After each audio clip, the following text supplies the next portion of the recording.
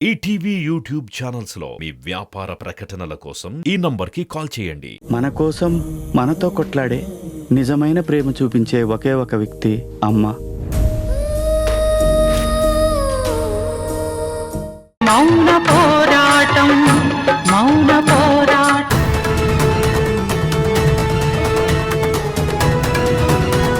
దుర్గమ్మ, నీకు అన్ని విషయాలు ఫోన్లో చెప్పేది కాదు, డైరెక్ట్ గా అన్ని ఆధారాలు చూపించి చెప్తాను. ఆ దండపని మీ అబ్బాయి ద్వారకను ఎన్కౌంటర్ ప్లాన్ చేసిన ఆ ఫారెస్ట్ దగ్గరికి. మనం చేసే ప్రయత్నాలన్నీ అడ్డుకోవడానికే వాడిలా వస్తానని రాకుండా దాగుడు మూతల ఆటలాడుతున్నాడు. తను వస్తాననటం, కలుస్తానని చెప్పడం అంత డ్రామా దుర్గా. ఆ రోజు కాల్ డేటాతో నానాజీ దగ్గరికెళ్లి బెదిరించి అడిగినా తనకేమీ తెలీదు అని మొండిగా వాదించినవాడు తనుగా ఫోన్ చేశాడంటే ఖచ్చితంగా అదేదో చెప్పడం కోసమే అయి ఉంటుంది. ద్వారక కేసుకి సంబంధించిన వివరాలేవో తెలుసుకునే అవకాశం నాకు తెలుస్తాయనెంతో ఆశతో వెళ్తే నానాజీ ఎందుకు రాలేకపోయాడు? ఏమై ఉంటుంది? నానాజీని ఎవరైనా భయపెట్టారా? ఆ రోజు నేనక్కడుండగానే నా నుంచి తప్పించినట్టు ఇప్పుడెవరైనా తప్పించారా?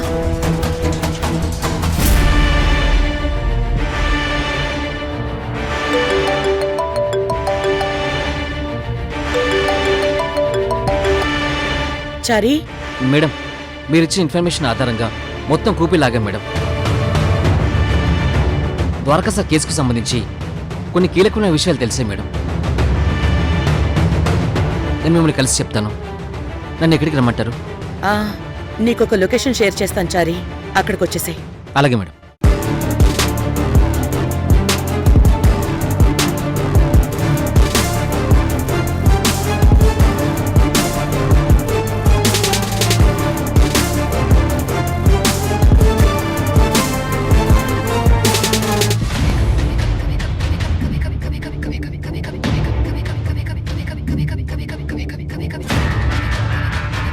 ఏంటి మామయ్య గారిది?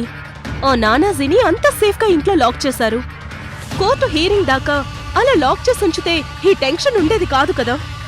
వాణ్ణి లాక్ చేసే ఉంచావు నక్షత్ర, కానీ వాడి దగ్గర ఏ ఆధారాలున్నాయో తెలుసుకోవడంలో ఘర్షణ మొదలైంది. ఆ కోపంలోనే వాడిని చంపేయాలనుకున్నాం. వాడు తప్పించుకొని పారిపోయాడు. తప్పించుకొని పారిపోయిన వాడు తన తప్పులన్నిటికీ ప్రాయశ్చిత్తం చేసుకోవాలన్నట్టు అత్తయ్యకు ఫోన్ చేయడం, కలవాలనుకోవడం, అసలు ఇదంతా ఏంటి మామయ్య గారు? వాడు నోరు విప్పి మన గురించి చెప్తే మీరు, నేను అసలు మనం ఇంట్లో ఉండగలమా? ఇంట్లో ఇచ్చి ద్వారక గన్లోని బుల్లెట్స్ నేను ఇచ్చానన్న విషయం ఇంతవరకు అనుమానంగానే ఉంది. ఇప్పుడు కనుక కన్ఫర్మ్ అయితే ఇంకా పర్మనెంట్ గా నేను ట్రాలీ బ్యాగ్ సర్దుకోవడమే. ఏ మురారి సపోర్ట్ అయితే నేను ఇక్కడ ఉన్నానో ఆ మురారియే నన్ను గెంటేస్తాడు. ఆల్రెడీ విడాకులు ఇస్తానని ఒక సందర్భంలో వార్నింగ్ ఇచ్చాడు. ఈసారి వార్నింగ్ ఇవ్వడం ఏమీ ఉండదు, కోర్టులో కలుసుకోవడమే, లైఫ్ లో విడిపోవడమే. అమ్మ నక్షత్ర, పరిస్థితి అంతవరకు రానివ్వను. దుర్గవాణ్ణి ఎక్కడ కలుస్తుందన్న టెన్షన్ నాకు ఉంది. అందుకే దుర్గతో పాటు వెళ్ళాను. వాడు నన్ను చూసి దాక్కున్నాడు, తప్పించుకున్నాడు. ఈసారి తప్పించుకునేవాడు మళ్ళీ కలవాలని ప్రయత్నించొచ్చు మామయ్య గారు. నాకు అదే భయంగా ఉంది. కలవనివన్ నక్షత్ర. వాడు ఎక్కడున్నాడో దుర్గ వెతికి తెలుసుకునే లోపే నేను వాడిని చంపేస్తాను. శవంతో అయితే ఆధారాలు సంపాదించలేదు కదా.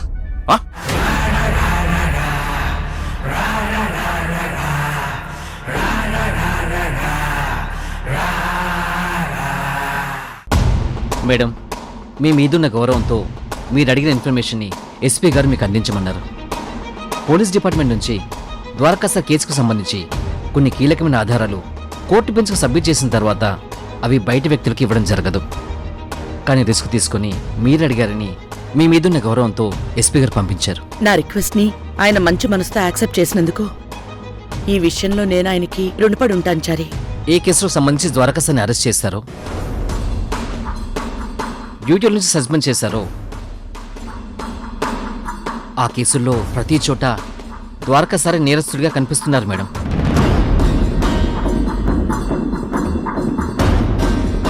ఏంటి చారి నువ్వు అనేది?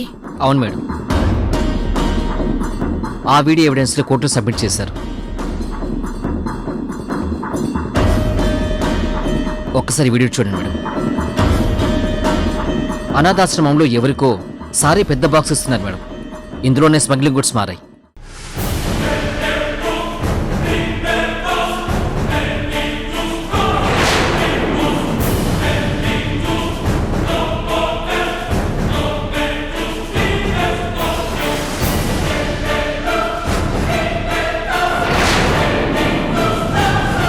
ఇంకో రోజు పోలీస్ స్టేషన్ దగ్గర సార్ వెహికల్ నుంచి ఒకటి తీసుకెళ్తున్నాడు మేడం.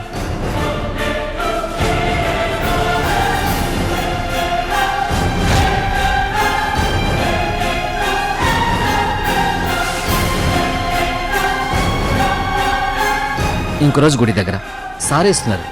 చూడండి మేడం.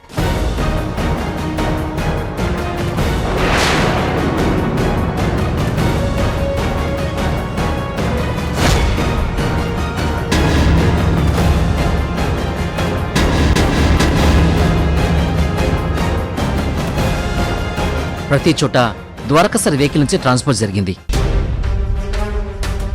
2 చోట్ల ద్వారకా సార్ చేతుల మీదే సరుకు మారిందని ఈ వీడియో చూపిస్తుంది.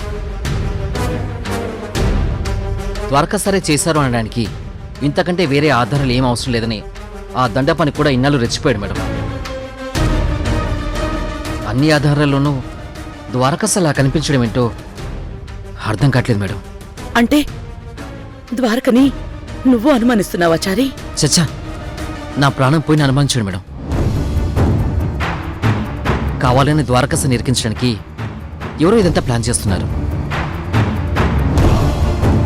డిపార్ట్మెంట్ నుంచి ఇన్ని ఆధారాలు ఉన్నాయి కనుక మన తరపున వాదించడానికి ఏ లాయరు ముందుకు రావడం లేదు. దండపాణిని సస్పెండ్ చేయించి ఒక అడ్డైతే తొలగించారు మేడం. కానీ ద్వారకా సార్ ఏ నేరం చేయలేదని ఇలా నిరూపిస్తారు? డిపార్ట్మెంట్ నుంచి ఆధారాలు సేకరించి చట్ట ప్రకారం కోర్టులో సబ్మిట్ చేయటం వాళ్ళ కర్తవ్యం. నా బిడ్డ ఏ నేరం చెయ్యలేదని నిరూపించటం తల్లిగా నా కర్తవ్యం. నా బిడ్డ ఏ తప్పు చెయ్యలేదని నా అంతరాత్మ చెప్తోంది చారి. ఈ సంఘటన జరగడానికి ముందు వెనుక ఏం జరిగిందో అవి కూడా కొన్ని ఆధారాలు సేకరించాలి చారి. అప్పుడు నేరం ఎక్కడ మొదలైందో ఆ చేతులెవరివో తెలుస్తాయి. అలాగే మేడం, తెలుసుకుంటాను. ఈ పెన్ డ్రైవ్లో వీడియోస్ ఉన్నాయి. ఇలా ఇవ్వు. ఈ ఫైల్లో వాటికి సంబంధించిన ఆధారాలు ఉన్నాయి. తీసుకుని మేడం. Thank you. ఉంటాను మేడం. వస్తాను.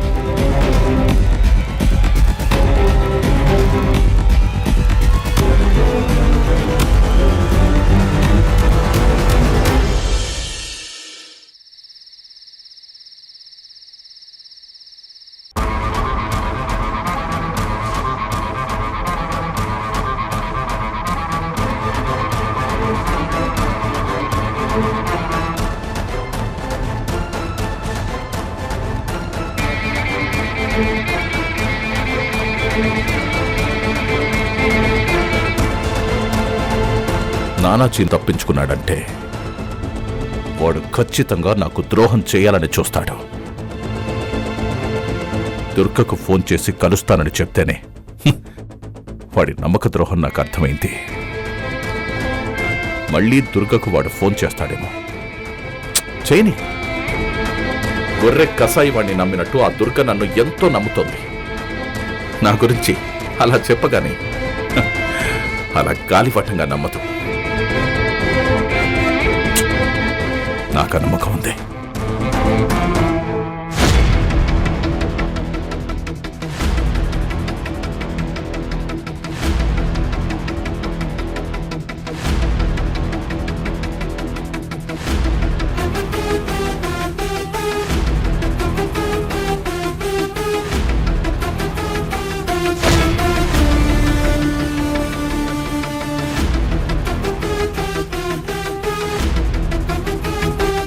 గుడికి వెళ్ళిన రోజంటే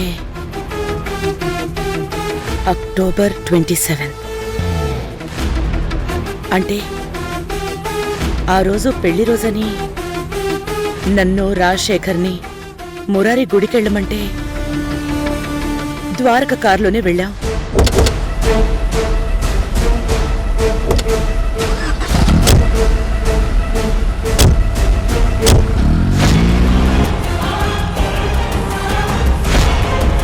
మరప్పుడు స్మగ్లింగ్ గూడ్స్ ద్వారక కారులోకి ఎలా వచ్చాయి?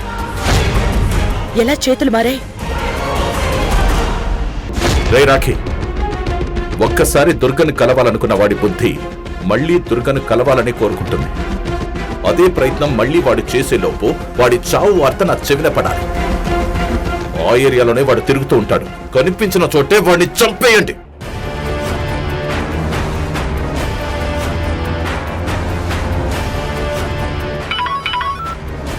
మేడం, ఎస్పీ గారు ఇచ్చిన సీసీ ఫుటేజ్ రికార్డ్ పూర్తిగా చూసారా? చూస్తున్నాను చారి. ఆ సంఘటన జరగడానికి ముందేం జరిగిందో తర్వాత ఏం జరిగిందో తెలుసుకోమన్నారు కదా, తెలుసుకున్నాను మేడం. చెప్పు. అనాథాశ్రమం దగ్గర పులిహోర పార్సల్ అని ఒక బాక్స్ తీసుకెళ్ళడం జరిగింది.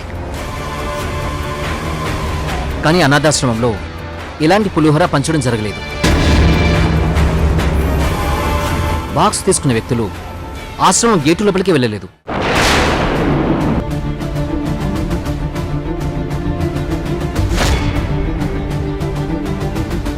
గుడి దగ్గరైతే మీరు, రాజశేఖర్ గారు, ద్వారకా సార్ ఉన్నారు.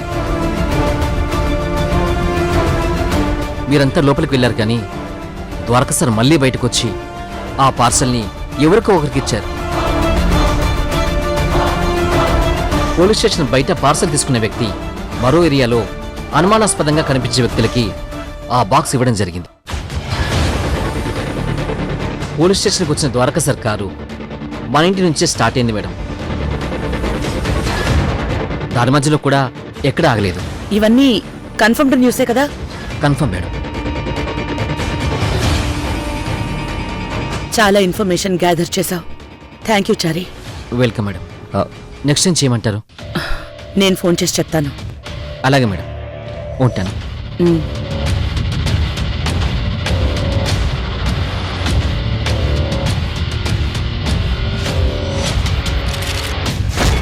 అమ్మా, వారంలో కోర్టు విచారణ ఉంది. ఈ టైంలో నన్ను కలవడం చాలా కష్టం. మరి ఎలా వచ్చావు? ఎస్పీ గారి పర్మిషన్ తీసుకుని వచ్చాను ద్వారకా. మానవత్వం పూర్తిగా నశించిపోతున్న ఈ సమాజంలో ఇంకా మంచి బ్రతికే ఉందని రుజువవుతోంది. ఎస్పీ గారు ఈరోజు నాకు ఇచ్చిన పర్మిషన్ నాకు చాలా హెల్ప్ అవుతుంది.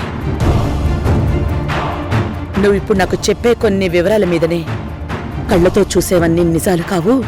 అందులో ఎంత కుట్ర ఉందో కోర్టుకి సబ్మిట్ చేయగలవు. ఏంటమ్మా నువ్వు అనేది?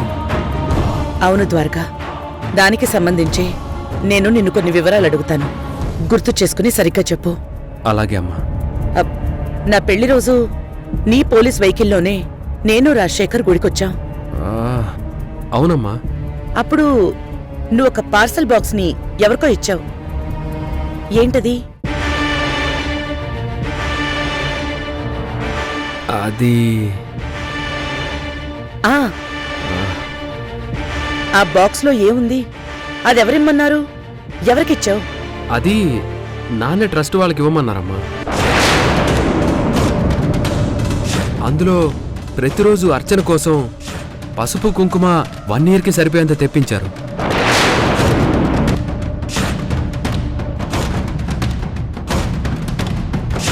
రాజశేఖర్ ఇమ్మన్నాడా?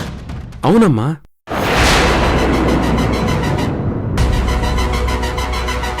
ఆ తర్వాత ఈ కీస్ నీ మీద మోపబడి అరెస్ట్ చేయడానికి ముందు రోజు నువ్వు డ్యూటీలో ఉండగా నీ వెహికల్లో ఎవరినైనా డ్రాప్ చేయడం లేదా పికప్ చేయడం అలాంటివేమైనా జరిగాయా? ఎప్పుడైనా, అది కూడా చాలా అరుదుగా, మన ఫ్యామిలీలో ఎవరినైనా డ్రాప్ చేసి ఉంటాను. కానీ కొత్త వ్యక్తులకు అసలు అవకాశం లేదమ్మా. పోలీస్ స్టేషన్ బయట ఒకరోజు నీ వెహికల్ నుంచే ఒక పార్సల్ ఒక వ్యక్తి తీసుకెళ్లాడు. అతనెవరో ఎప్పుడైనా నీ నోటీస్కొచ్చాడా? లేదమ్మా. ఆ రోజు నా వెహికల్లోకి ఆ బాక్స్ ఎలా వచ్చిందో కూడా నాకు తెలీదు. ఆ రోజు వెహికల్ మనింటి నుంచే బయలుదేరిందా లేదా వేరే చోటు నుంచి ట్రావెల్ అయ్యి వచ్చిందా? మన ఇంటి నుంచే స్టార్ట్ అయ్యామమ్మా. నిన్ను రోజు పికప్ డ్రాప్ చేసే డ్రైవర్ గంగిరెడ్డి నమ్మకస్తుడేనా? 30 ఏళ్లగా డిపార్ట్మెంట్లో ఉన్నాడమ్మా. ఇంతవరకు నెగిటివ్గా ఒక్క మాట లేదమ్మా అతని మీద. అంత మంచోడు. ఓకే. ఇంకో విషయం, ఒకరోజు అనాథాశ్రమం దగ్గర ఒక పార్సల్ ఇచ్చారు. అందులో అది పులిహార పార్సిల్ అమ్మా. నాన్నే ఇచ్చి వెళ్ళమన్నాడు.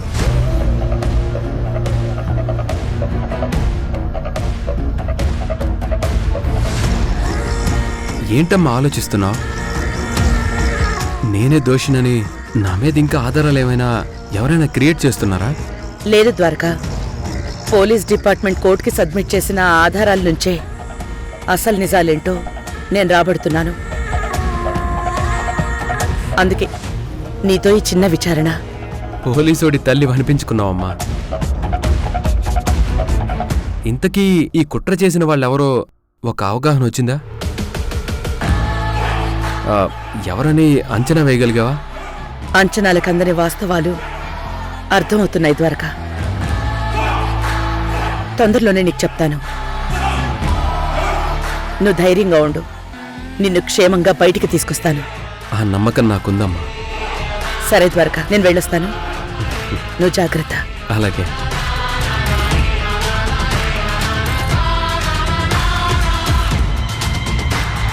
సార్ వెళ్దాం పదండి.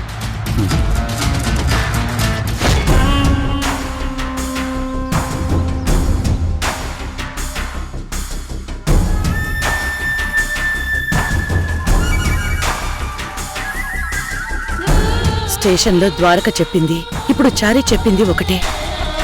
అంటే పెళ్లిలోనూ, మరుసటి రోజు పోలీస్ స్టేషన్, ఇంకో రోజు అనాథాశ్రమం. ఇలా వెళ్ళిన ప్రతిసారి ప్రయాణించింది ఒకరోజు నేను, రాజశేఖర్, ద్వారక. మరో రోజు ద్వారకా చారి.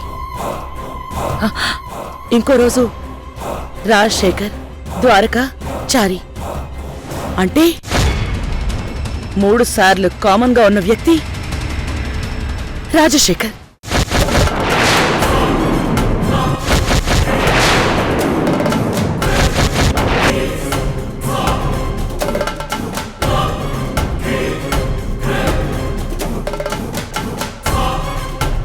అంటే ఇదంతా నడిపించింది, ద్వారకని ఈ కేసులో ఇరికించింది రాజశేఖరా?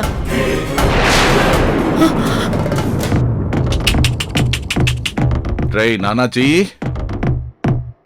నేను దుర్గతోనే కలుసుంటూ అటు దుర్గకి ఇటు ద్వారకకు అనుమానం రాకుండా ఎన్ని ఎన్ని ఎన్ని ఎన్ని ఎన్ని ఎన్ని క్రైమ్స్ ఆర్గనైజ్ చేశాన్రా. కానీ లాస్ట్ మినిట్లో కోర్టు వాయిదా దగ్గర పడుతున్న ఈ టైంలో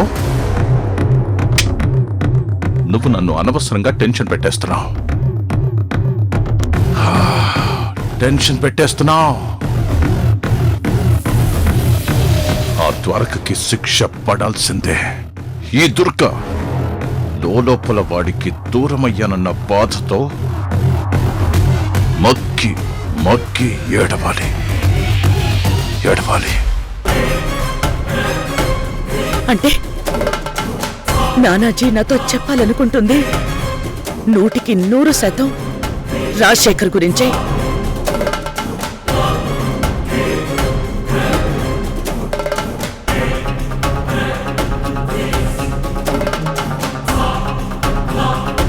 దుర్గా, నా మోసానికి, నా నమ్మక ద్రోహానికి నువ్వు మళ్ళీ బలి కాబోతున్నావు. వాడి మోసానికి, నమ్మక ద్రోహానికి నేను మళ్ళీ బలి కాకూడదు. కానీ ఎలా? ఇదంతా రాజశేఖర్ పని అని ఎలా కనిపెట్టాలి?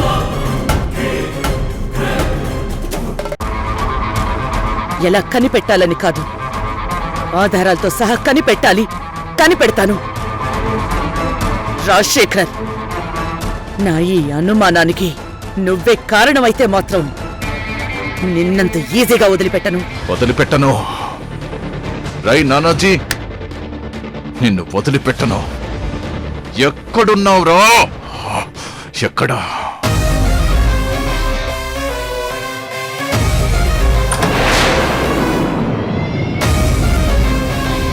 ఏయ్ నానాజీ, నానాజీ, టెన్షన్ పెట్టేస్తున్నావురా, నువ్వెక్కడున్నావు?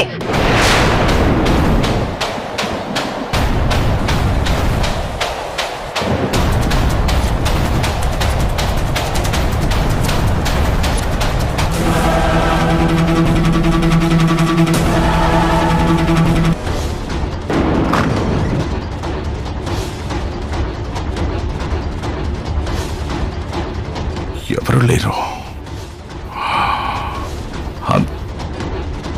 అంతా నా భ్రమ.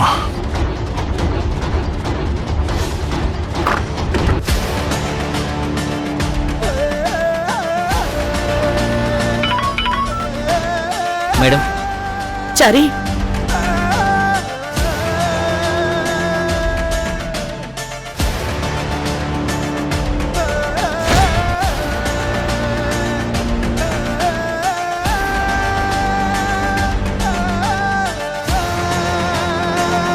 అలాగే మేడం.